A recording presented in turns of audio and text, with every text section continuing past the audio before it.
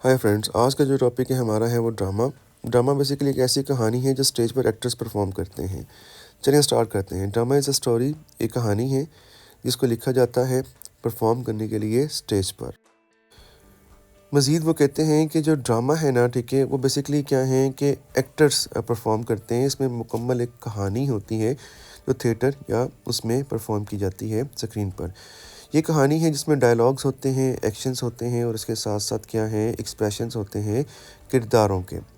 तो बेसिकली ये क्या है कि एक थिएट्रिकल परफॉर्मेंस है और ये कोई नरेशन नहीं होती, बाकायदा डायलॉग्स होते हैं। इसकी सिंपल सी डेफिनेशन को हम देख लेते हैं। उसमें बेसिकली है क्या, वो कहते हैं कि ड्रामा एक कहानी है, ठीक है, जो एक्ट की जाती है लोगों की तरफ से in front of an audience. Audience के सामने परफॉर्म होती है या फिर आप रिकॉर्ड करते हो, ठीक है, व्यूअर्स के लिए। तो ये बेसिक कंसेप्ट है ड्रामे का। अब हम इसके जो बेसिक फीचर्स हैं ड्रामे के वो हम देख लेते हैं कि इसमें कौन कौन से फीचर्स जो हैं इंक्लूड हैं जो इसको ड्रामा बनाते हैं। पहली बात तो ये कि परफॉर्म होता है थिएटर पर और ये जो डायलॉग्स हैं, ठीक है, उसमें बिल्कुल होते हैं, एक्शंस होता है और ये कन्फ्लिक्ट शो करता है, ठीक है। उसके साथ साथ हमें इसमें इमोशंस मिलते हैं और इसमें क्या है कि ये मुख्तलिफ एक्ट्स होते हैं। नॉवल में क्या होता था, चैप्टर्स होते हैं, ड्रामे में मुख्तलिफ एक्ट होते हैं, एक्ट 1, एक्ट 2, एक्ट 3।